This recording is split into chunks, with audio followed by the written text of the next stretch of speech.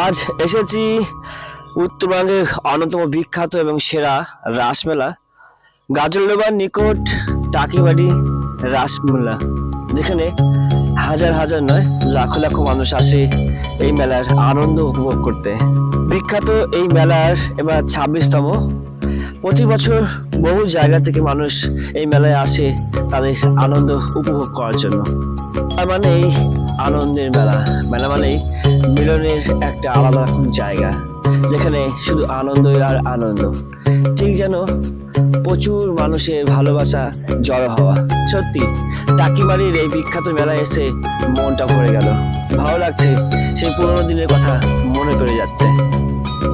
এখানকার লোকের ভালোবাসা, আন্তরিকতা এবং তাদের মধ্যে যে প্রকৃতির একটা টান, তাদের যে প্রকৃতির যে ভালোবাসা, সেটা কিন্তু খুব সুন্দর। তারা মানে অচেনা মানুষকেও যে এত আপন করে নিতে পারে, সেটা কাছ থেকে দেখা আমার ভালো লাগলো। তাই আমিও শেয়ার করলাম, যাতে তোমরাও এই ভালোবাসা বা আনন্দটা ভাগ করে নিতে পারো।